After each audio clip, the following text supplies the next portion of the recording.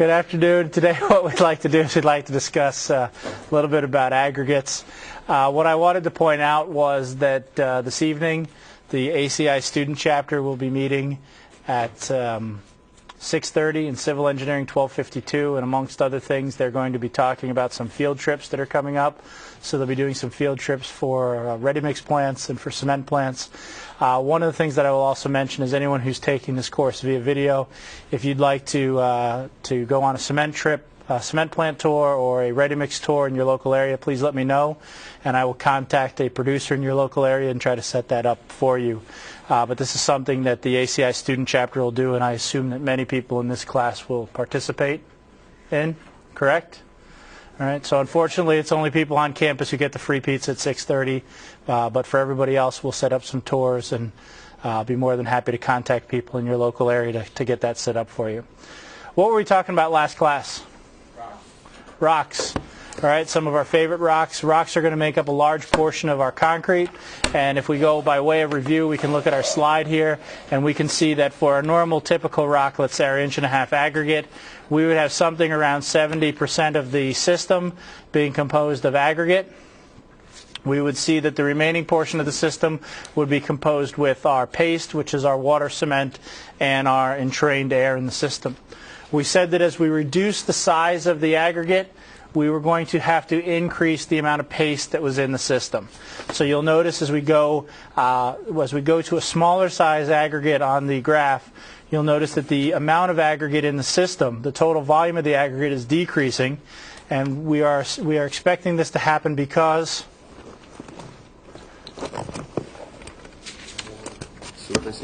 more surface area. Smaller aggregates have more surface area. Generally, making the aggregate half of its original size doubles its surface area. We'll see this coming up over and over again. More surface area means that more paste is needed to coat that surface area. As we get to that, then we're going to have to reduce the overall volume of aggregate in the system and increase the volume of paste. Now, there are two components of that. There's a component which means that that's going to cost more money to put more paste in the system, and there's also a component that says we may not have a system that's as durable if it's chock full of paste. We may need to do other things to make the system more durable, and one of the ways to make a system less likely to crack due to shrinkage is to get more aggregate in the system. To get a system that may be stiffer, get more aggregate in the system. So again, the main things that we wanted to take away from the first lecture are really the idea that surface area is related to the volume of the paste. As the aggregate gets smaller, we need a higher volume of paste, and we're looking at something that's a fairly considerable part of the overall volume of the system. Now, if we jump ahead, I said that we would look a little bit about how aggregates were made, and I mentioned that we'll be taking pictures from two different quarries to do this. And I said the first thing that we needed to have was we needed to have a large source of this aggregate. You will notice here that the aggregate that's being mined is relatively visible from afar off. So you can see that they are making this mountain just a little bit smaller, or trying to have a large source of that aggregate. There will be local quarries here that you'll go by that are also visible. For some of you who've been up on 90 going into Chicago, you'll notice that there's one point where you look out the window of your car and it looks like there is a bottomless pit to the left-hand side if you're going into Chicago, right-hand side if you're coming out. That is one of the larger aggregate producers in the Chicago area. On the way up, you will likely have missed another aggregate producer, and that other aggregate producer does all of their work underground. So it's a mining type operation in Indianapolis. It's also done underground, where they will go down underground. They have a mine that's taking the aggregates out completely unbeknownst to the people living above them. So a couple different ways, but you need a large source of aggregate to be producing these aggregates. Mike? Mines? The depth can vary. Obviously, you've got some that are surface mines. The one that's near Chicago started out as a surface mine, and now it's a considerable ways down. I don't know how. I shudder to think how far it is down, but you can look down in and see the trucks sort of swirling their way back up out of the mines. Okay. The other ones are not that far underground, but they are. They're not like, the gold mines out west where you're going down a mile and taking out aggregate. They're much closer to the surface, but they're not open on the surface. And I believe the ACI chapter is trying to get a tour of one of those? Is that true, ACI representative? True. Thank you. Okay, but they will take them from both open mining and they will actually go underground to get the aggregate. As mentioned, a lot of times, especially when we're doing open mining on the surface, it's drilling and blasting, so they will drill a hole. Typically there's an angle, and the idea of having the angle is to enable the blast to take place and have most of the energy taken by the existing rock face, so that the aggregate, in addition to just making it cleaner in the quarry, you want to have most of the energy taken by the face, because it causes the rock to sort of drop straight down and makes it a much more productive facility, because they're spending less time chasing rocks across the yard and more time just loading them into the back of a dump truck so it can be taken on and be further crushed. Here again you can see some dust. One of the things that I will point out is mining operations tend to be dusty, and one of the things that you will find out is that every person who is a neighbor of a cement making facility or a concrete making facility or a aggregate producer will be very excited about the dust that you are producing. So one of the things that you need to really be cognizant about is to be a good neighbor. Controlling your dust is incredibly important. There are a lot of places who will actually have people on dust patrol out sprinkling the roadways constantly to keep the dust down, so that they're not fighting with the neighbors, because depending upon how the local jurisdiction writes things, there are statements in a lot of the codes. I know there's one in southern Indiana that says no dust will leave their premises, which is kind of an interesting idea, because I'm not sure how that's ever enforced. But what they basically do is they will use sprinkling trucks, hose trucks, to keep the dust down so that they're as good a neighbor as they could possibly be. As I mentioned before, a lot of times after the initial blast, there will be aggregate that tends to be larger. In this particular operation here, that larger aggregate will be crushed by dropping a heavy steel weight. Turns out that it's 2 or 3 old engines that are welded together to provide quite a bit of mass, that are being pounded on these rocks to crush them down to about a 12-inch diameter. They will be loaded into the back of these trucks, and they will be taken off to where they can be further crushed. As mentioned, they will be loaded on these large loaders, placed in the back of the Euclid type dump trucks, where they'll be moving to the primary crushers. Here is a movie, and I've tried to keep it. Oh, the movie has stalled. There is a movie. I'm not sure if it'll show or it won't show. If it doesn't show, I will simply post a clip up on the website, and you can watch it in your own time. This is the, let's see if I can get it to show.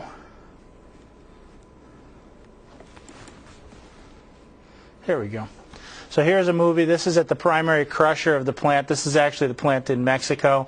You'll notice that the large aggregate and all kinds of other things are being dumped into the primary crusher. Again, as I mentioned, you will notice that it is not a particularly dust-free type of environment, as you see the smoke clearing here. You will also notice when you watch the video that I will post online where you have audio, you will notice that it is not a terribly quiet process as well. So the large material is going to be dumped into the top portion here. Here you can see the aggregate coming in. This is where it was being dumped. It'll be going through the primary crusher, which is located inside of this little house. Now there are a few things that I will point out. If we start up at the top left-hand corner and we work our way around at a clockwise position, there are a few things that I will point out. One, you will notice that the aggregate is almost always dumped up on the top of a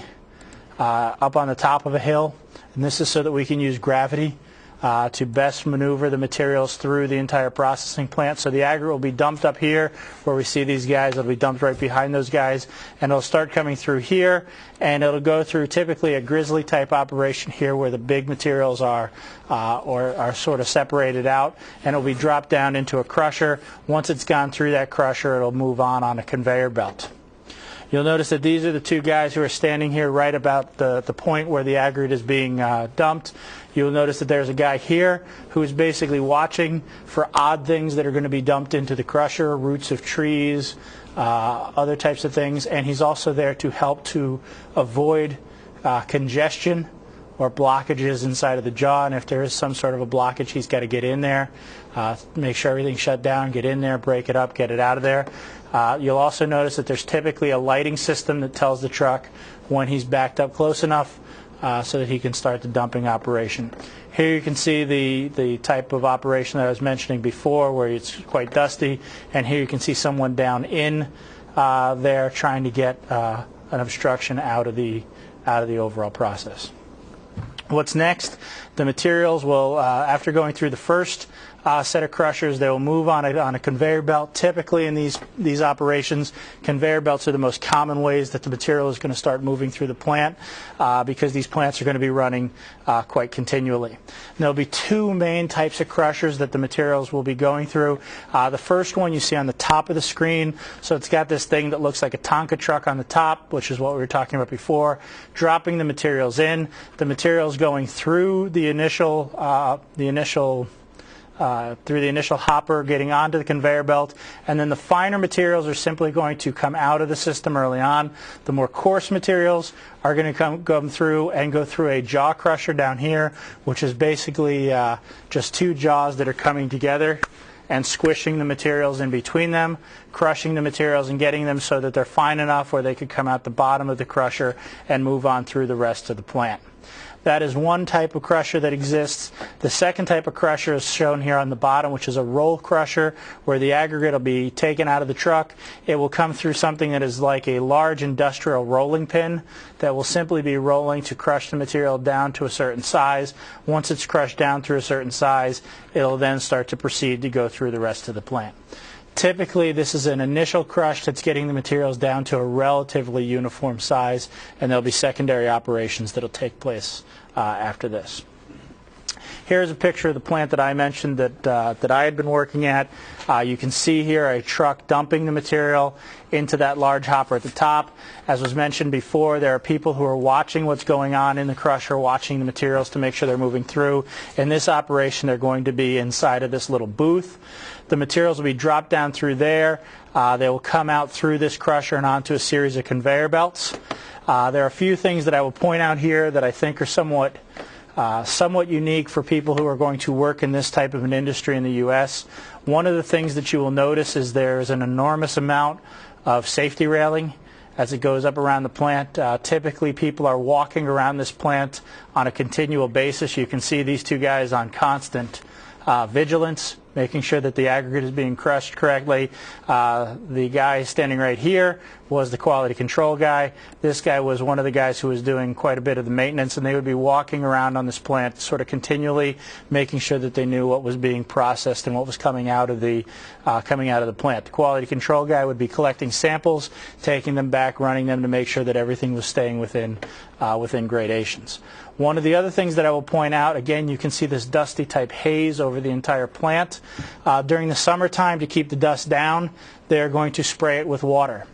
As we go into the fall, winter, and spring seasons, water is going to become ice. It goes through that magical phase change, and the entire plant becomes slippery. So some of the things that you need to be considering when you start to be looking at managing plants and things like that of this type is safety of the people who are going to be working there is of incredible importance. You'll notice there's a lot of safety rail, there's a lot of safety plate, but also people need to be able to walk out there not only to observe what's going on, but quite a lot of times they need to be doing maintenance. They would shut this particular plant down every single week. So at 11 o'clock Saturday it would be shut down for maintenance. That would take place till about 3 or 4 o'clock in the afternoon, and then they would start the entire plant back up at 4:30 Monday morning. Okay. I will now start to go into what's happening at this part of the plant. This part of the plant is a sieve, and then this is another type of crusher that's called a cone crusher, which we'll get to in another second. Once the aggregates have gone through some of the initial crushing, they will go through a sieve, and the typical sieve, like the one that I just showed on the previous page, looks a little bit like this one up here on the upper right-hand side. The aggregate will drop in at the top, and it will simply, through gravity and through vibration, work its way down across that sieve. The materials will drop through the sieves because they will have different size openings. So you can see that the entire thing will be jiggling back and forth like this picture that's making me sick in the bottom portion of the bottom portion of the slide here. Each one of those aggregate screens is sort of a woven screen like we can see up here at the top, where you'll have you'll have different bars of steel, typically thin steel bars, separating out to holes of a specific size. One of the things that is important that should be noted here is one of the big maintenance problems with these types of sieves is these sieves will tend to rip at a certain period of time. After enough aggregate has gone across the top of them, they will tend to wear out, and what will happen is you will get a hole that will open up that will take out several of these portions, and that will allow what to happen inside of your aggregate. You have a hole in a sieve, different size. larger aggregates are going to fall. So all of a sudden you're going to start to see large aggregates falling through. Typically the solution was to bolt a plate over top of the hole until you got to a point where you had bolted several plates on top of the hole and you had reduced it to about 2/3 of efficiency for that screen, and at that time the screen would be replaced. Right, this is a large maintenance operation. There are new types of screens that are out there that aren't simply made out of steel, that are made out of newer composite materials. They tend to wear a lot better. They tend to last a lot longer. But the downside is they are expensive. All right, so you'll see a combination of sort of both going on. The other thing I mentioned, over here you'll see a different type of grinder.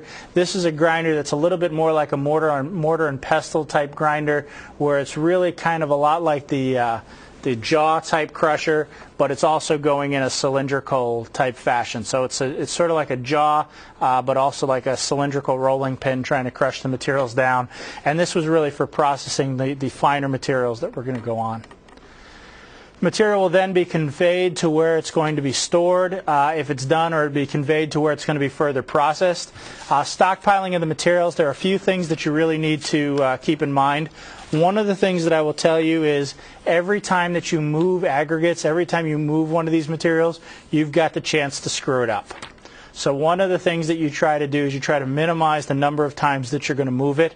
And the way that you would screw it up is you would basically start to affect the gradation of the material. The material is usually coming out of the plant with a very particular gradation, and if you do not stockpile it correctly, whether it's stockpiling it directly out of the plant, or as you move it to the next plant, or as you store it and get it ready to go into the ready mix facility, you run the pile of either contaminating it, getting something else mixed in with it, or you run the risk of getting it out of gradation. And those are the two things that you really want to be vigilant for if you're doing this in the field. So the main thing that you want to do is you want to try to minimize the segregation that's going to happen inside that aggregate.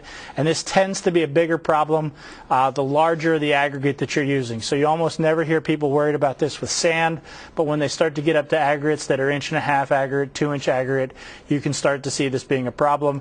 Contamination, this becomes a real big problem when you have a loader operator who's overzealous and he wants to save every single rock, and a lot of times you'll see them digging too deep, or the piles will start to cross-contaminate with one another, and this is something you got to be on the lookout for.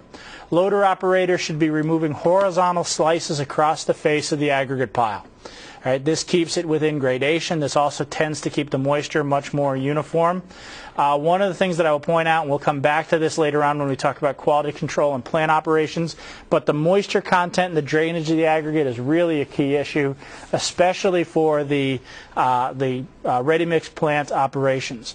When you're talking about just the quarrying operations, it's not as much of a big deal. When you get to the ready-mix operations, it's a real big deal, because you could have a pile that has very different aggregate moisture, and that will change how you control the moisture in your aggregates and can really affect the quality control on the aggregates. The other thing that I will point out is an attentive loader operator who knows what they're looking for is really a key issue. Several of the plants I worked at had very good loader operators who could be radioing into the plant to tell them what they think is happening.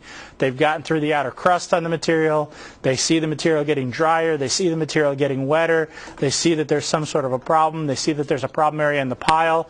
An unattentive loader operator can ruin the entire operation.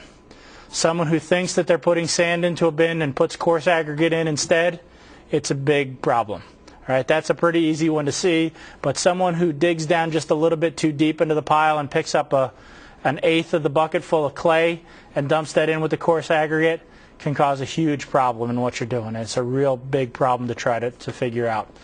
Storage bins will really be key. One other thing to reduce segregation, damp materials tend to segregate less than dry materials. They tend to be a little bit more cohesive. And one of the things we'll talk about when we start to talk about ready-mix plants is partitioning between stockpiles so that they don't merge and cross-contaminate with one another. Here you can see some great examples of how not to stockpile some of the materials. Typically you want to minimize some of the drops that are taking place, and you can see that this is a fairly large drop, and then if you start to look into the pile of materials below it, does anybody notice anything that's interesting?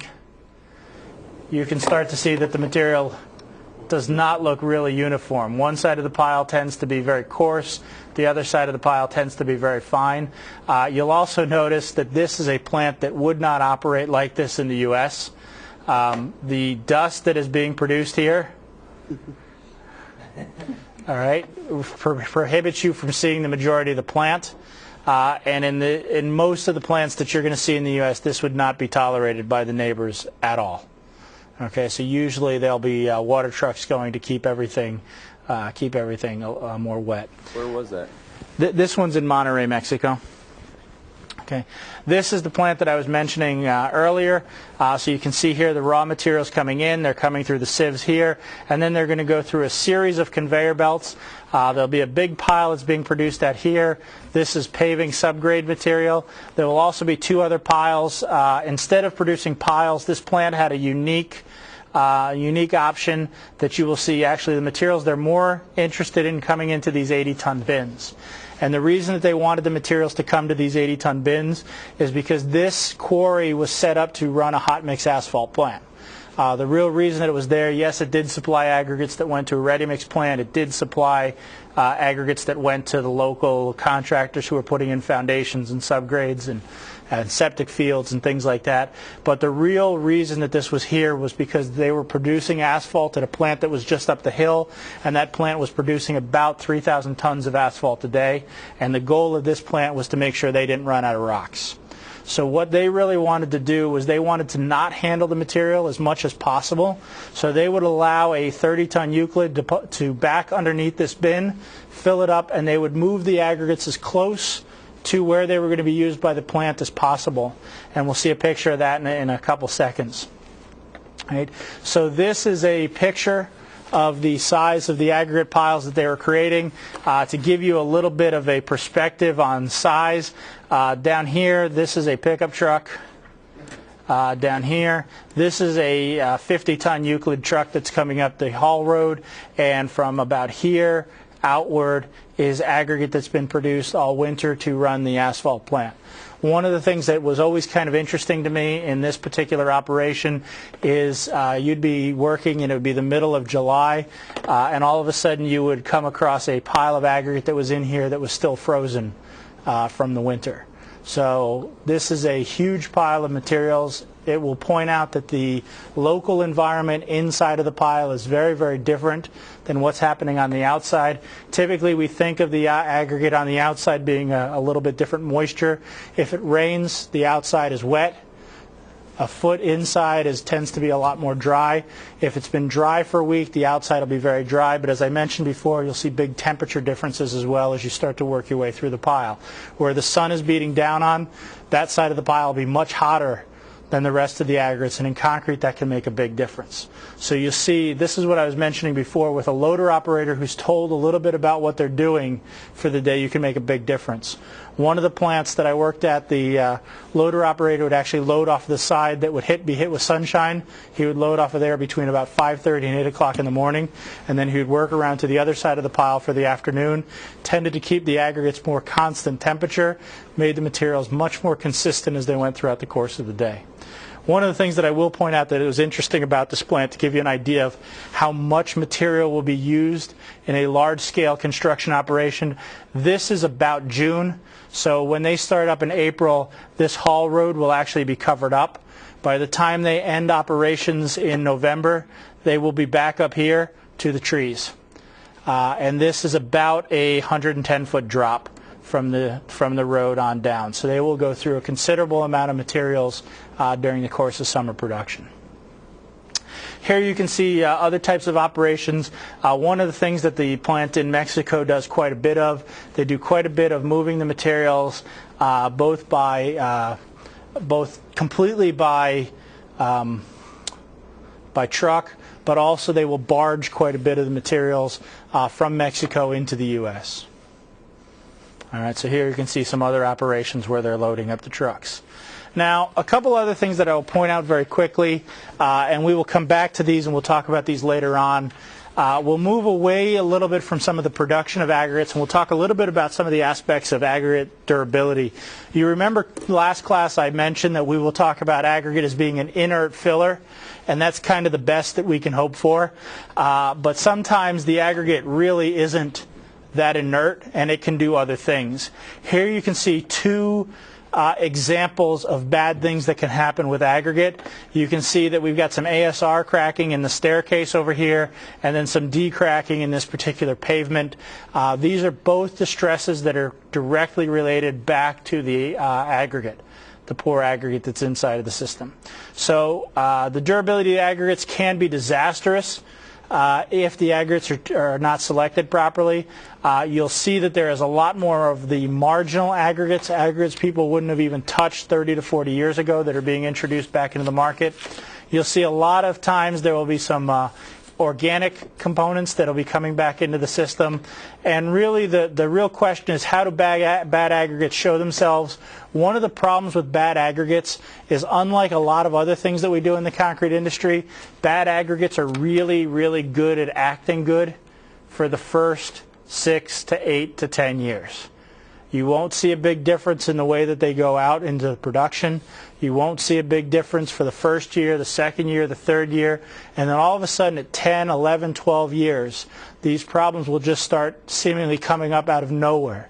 And it'll cause a lot of people to say, well, I don't understand, the highway was perfect for the first 10 years, and then all of a sudden all the joints started falling apart.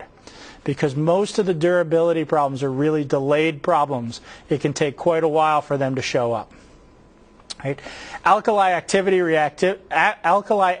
reactivity. These aggregates will contain constituents, typically silica, that can react with alkali hydroxides in the concrete, typically coming from the cement or the fly ash. AAR, alkali silica reaction, alkali aggregate reaction. It basically forms a gel that starts to form in the presence of water. So the basic idea here is you'll have an amorphous silica that's inside of the aggregate. There will be alkali coming from the cement or the fly ash. It will combine with water and it will form a milky, like a milkshake type gel that will form inside of the system. Now, on its own, this gel is not necessarily a really bad thing. All right. When I worked in Pennsylvania, they have a lot of ASR issues, and you would crack open a cylinder and you would notice that there was this stuff that looked kind of a little bit like a milkshake gel, sort of like a thickened milk, and it wasn't a real big deal.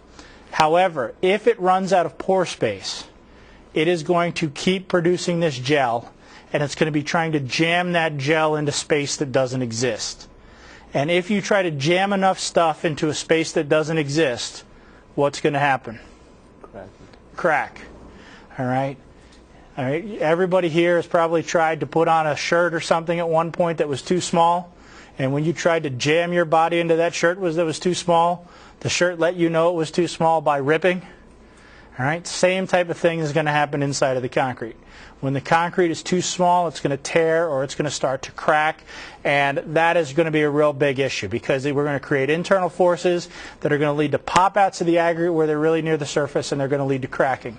And one of the problems with cracking in this particular case is the cracks that form due to ASR are going to let more water into the system.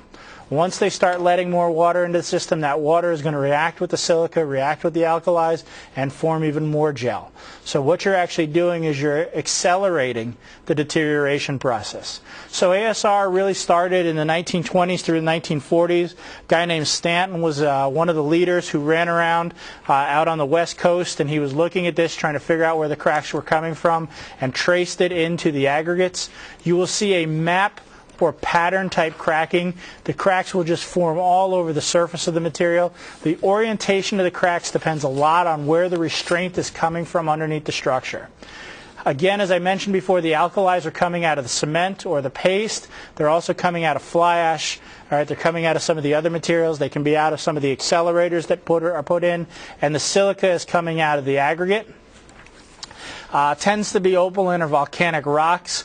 As I mentioned, you need to have water in the system for this gel to start forming. So typically you will see, in the presence of moisture, you'll see ASR problems, and people will argue, well, it's the exact same concrete right over there and it doesn't show any problems.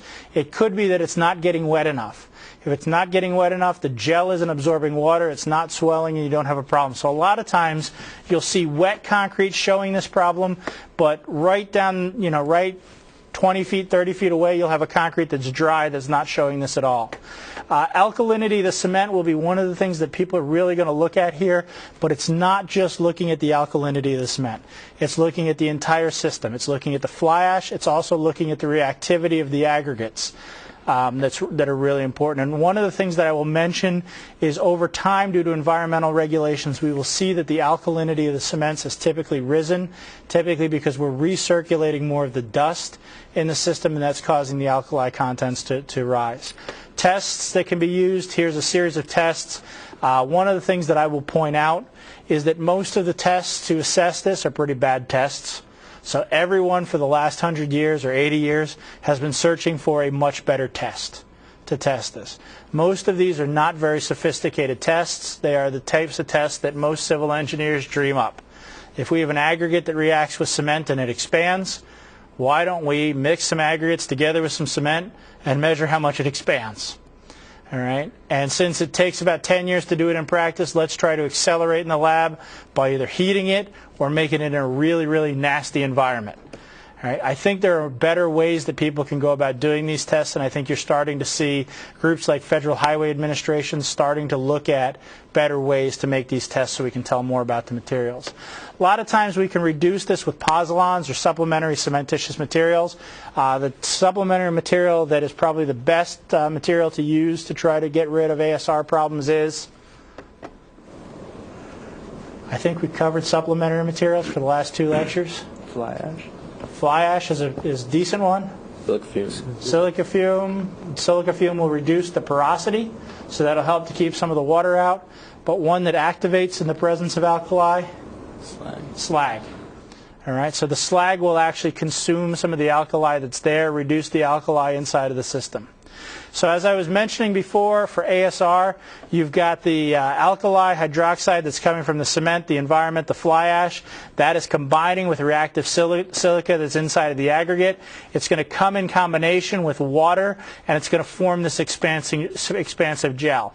As it absorbs that water, it's going to swell, and that swelling is going to result in cracking and spalling of the surface.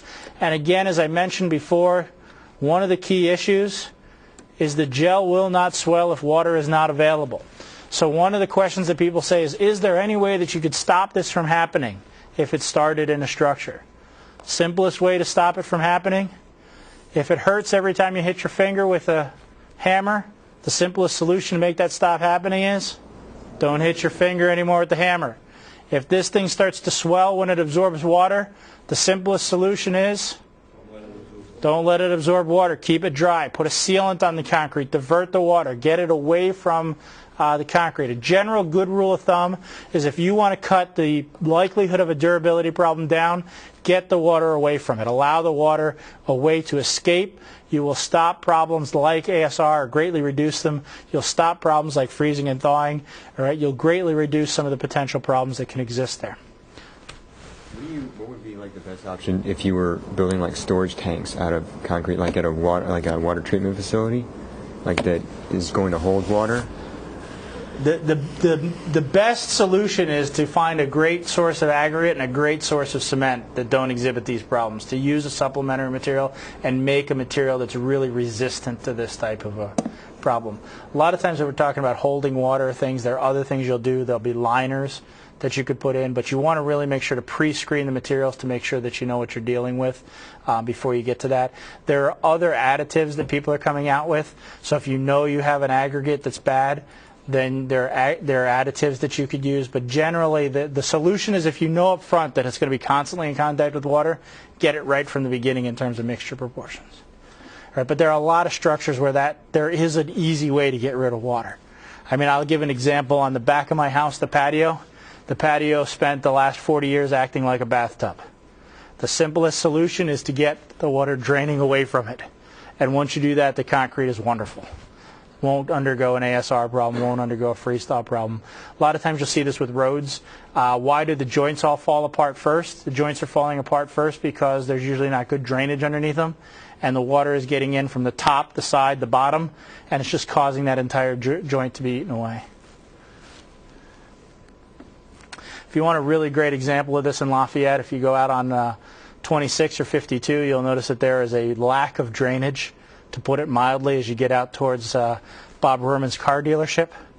And anytime it rains, you're driving through 5 inches of water.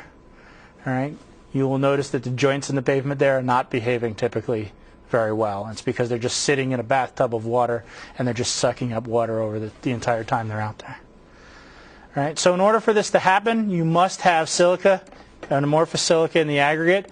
You must have a high pH in the pore solution. You must have moisture. To reduce this, limit the alkali. I think a lot of times people have gone wild with trying to limit the alkalis, especially setting very, very restrictive limits on what can be used for cements. And I think a lot of times people are setting limits on the cements even if they don't know that they've got a problem, because they look around and they see everybody else doing it. So they specify that everybody has to use low alkali cement, and that may not be the best option. All right, there is an expense in making low alkali cement. There's an environmental expense, and there's an economic expense in doing that. Limit reactive aggregate. If you know you've got a bad aggregate, make sure you're using it in a place where it's, if you need to use it, make sure you're using it in a place where it's not going to be in contact with a hot cement, or it's not going to be someplace where it can be reacting. Limit the moisture that can get to it. Obviously, sealants, proper drainage. Using supplementary cementitious materials, slags, things like that here would be great. One that I've seen people talk about is adding air entrainment. Anybody know the theory behind why you would add air entrainment? It seems to make ASR go away. Gel goes inside the... Because the gel has more spots to go. So instead of trying to fill up 6% of the volume with gel, it has to fill up 10% or 12% of the volume with gel. I am not sure that this is the world's greatest solution. It delays the problem. It's a creative solution to the problem, but I'm not sure it's the solution to the problem. But it is an innovative way of looking at things. Checking historical data, and then lithium additives. Lithium has been recently proposed, maybe over the last 20 years. I believe Dr. Diamond was doing some of this work in the 80s with the SHARP programs. But lithium has some capability. Some of the different lithium salts have the capability to dramatically reduce ASR. The big trick with lithium is it's very easy to add if you're doing it as an admixture early on in the process. It's a little bit trickier to try to get lithium to penetrate into a hardened concrete. There are ways that people are trying to do this with setting up electrical fields to drive the lithium in, but that's something that's a little bit trickier. One thing I will point out is there are people who've tried this on highways, and the report that I heard back was it was fantastic until it rained. And when it rained, the lithium apparently became very slippery on the surface, and it was like, and I will quote, giving each of the cars ice skates. I don't know exactly what that means, and I'm sure that wasn't an engineering term, but I think we all get the picture of what happens in that particular case, and you want to be really careful when you try something like this. As mentioned before, important factors, the aggregate, really the composition of the aggregate and the structure of the silica are important. The size of the aggregate is going to be important as well. Cement, typically we're talking not only about the amount of cement that's being used, but also the alkali content. Moisture and temperature of the concrete, obviously if it's high temperature it's going to react faster. If it's got a lot more moisture, there's a lot more moisture that can go into the material and cause an expansion. So on the bottom here, for moisture, you can see when it's saturated, you can see the expansion. As you drop the relative humidity, the expansion decreases quite a bit because water is not going into the system. One of the other things that I will point out, here you can see some of the alkalis that are in the overall clinker as a function of the kiln feed temperatures. And one of the things that you will notice is they try to burn the clinkers at a lower and lower temperature. you will be producing a higher amount of some of these alkalis. And this is something that has been changing over time. As people try to become more energy efficient, they may produce cements that have more alkalis in them. As we try to capture more of the dust, we may have more alkalis that we need to deal with. What does it look like? Here we can see some pictures. Again, you can look, and if you get really close and personal, you can see that there's sort of these white milky deposits. Here is some of that map cracking that I was talking about. Looks kind of like the back of an alligator. If you look at the picture pretty closely, you can see a lot of cracking there. You'll see a lot of places where there's differential joint expansion. So if you were to walk across Penn State's campus, you will notice a lot of pictures that look like this one here. They've got lights buried in the walls, and what's happening is you're getting expansions in the materials around there. The material tends to be weak and fractures and pops out right there. One of the ways that people will typically look at this is they'll use something called uranol acetate that'll be placed on the top of the system. Once they hit this with UV light, the uranol ions replace potassium in the gel, and you can start to see things lighting up. And those things that are lighting up are some of the ASR gel. One thing that I will point out in this particular case, when you're using UV light, be very, very careful, because UV light can burn your eyes. Okay. Alkali carbonate reactions, a little bit less common than ASR, but it's related to the dolomitic limestones, especially when they contain quite a bit of silt and clay. Again, you can limit your aggregate size, use lower aggregate cements, and you'll use pozzolans. However, they may not be as effective in this particular case. One other thing I will mention very, very briefly, this tends to be a problem with some of the aggregates around here. On the surface, you may have an aggregate that ends up looking like this. You will see this on some of Frank Lloyd Wright's buildings. You'll see this on places where you've got some exposed concretes, where iron oxides will be, or iron sulfides will be on the surface. When they come in contact with water, they will start causing staining, and this staining will typically drip down the surface of the building, creating a very attractive rust stain look coming out of the aggregates. The typical solution here, that's a very simple solution, is use something like CLR. So if you're watching any of those late night infomercials on anything that works in your bathtub, CLR is a type of material that would work here. Clean the surface, and then go out and buy yourself a case of clear nail polish and seal the aggregate. All right. Mike's already got clear nail polish ready to go. Oh, no. No? Okay. All right, just seal it off so that the water's not going to come in contact and stain it. Pop-outs, cherts, and shale products. If water gets into them and they're near the surface, they will pop out when they undergo freezing and thawing. This is a big problem in this area. I will tell you that every fall I get 3 or 4 of the finest grandmothers in the state of Indiana who call me and say that they've put in a brand new driveway and it's developed chicken pox or it's developed acne. And this is what the surface looks like with these little pop-outs. Is it structurally a problem? No. But it's very disconcerting if you've just spent a lot of money and you have these pop-outs on the surface. There's really no way to fix them other than to keep water out of the concrete. The only way that you solve this problem is before you place the concrete, you use an aggregate that does not have these cherts and shale particles in them. Okay. Thermal expansion, as was mentioned before, aggregate compromises a large part of the overall concrete. Therefore, coefficient of thermal expansion is driven by the coefficient of thermal expansion of the aggregate. Typically, we're looking at something like a 1/4 inch of movement for every 25 foot for every 100-degree Fahrenheit change. This is a series of different aggregate types and their coefficients of thermal expansion.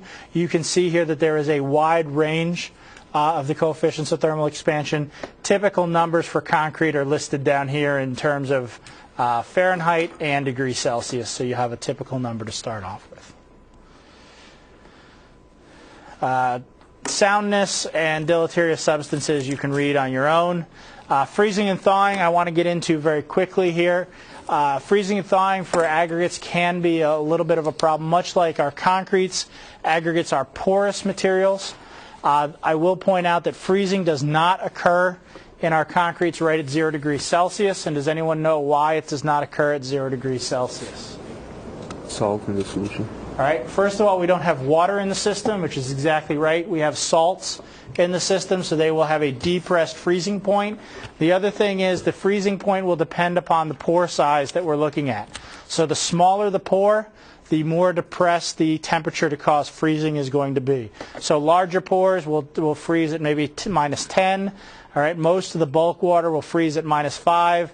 Smaller pores, 10 nanometers at about minus 10 degrees Celsius. As we go down to smaller and smaller pores, it has to go to a lower and lower temperature because these water molecules are really clinging to the surface.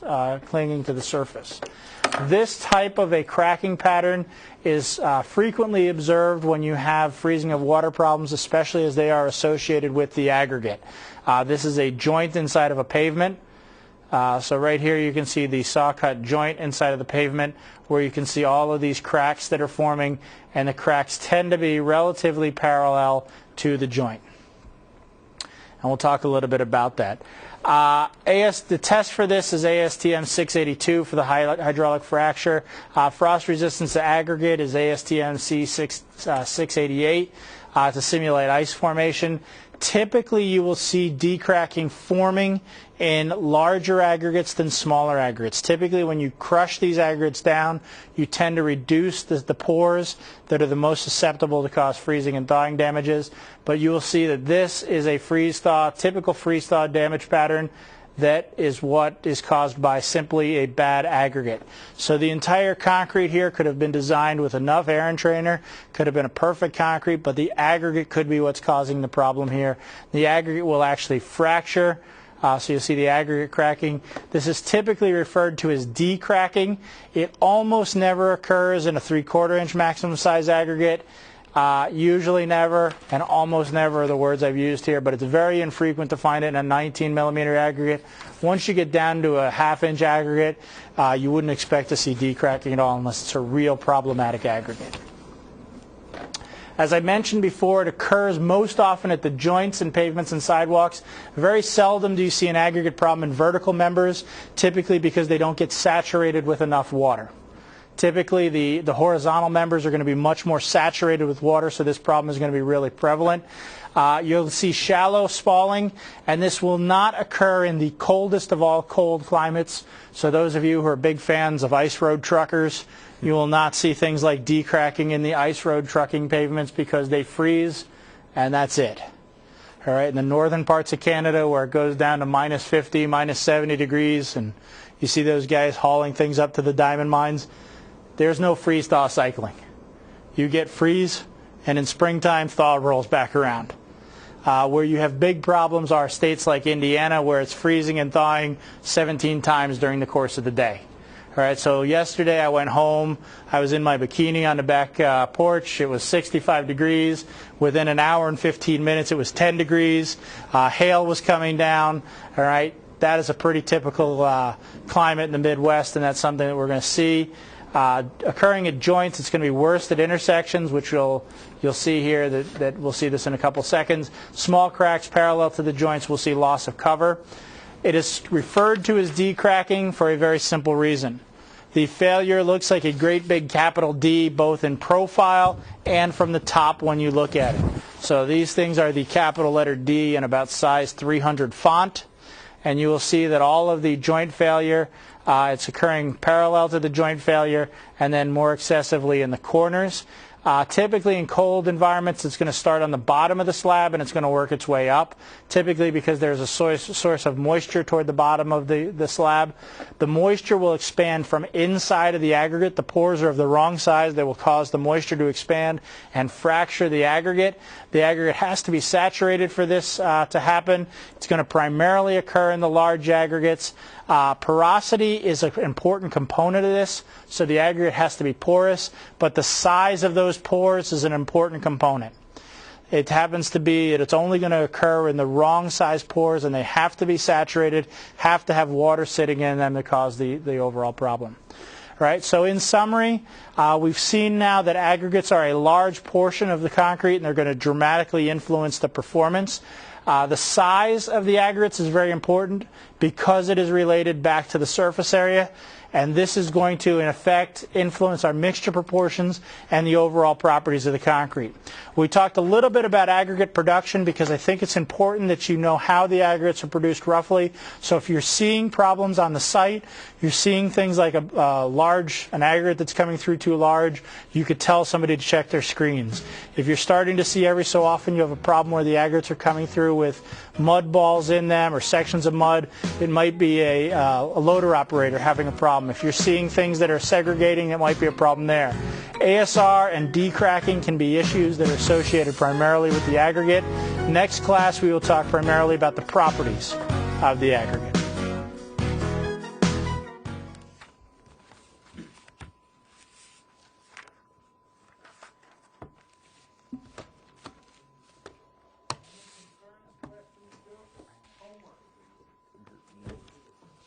The office I give it to Cross.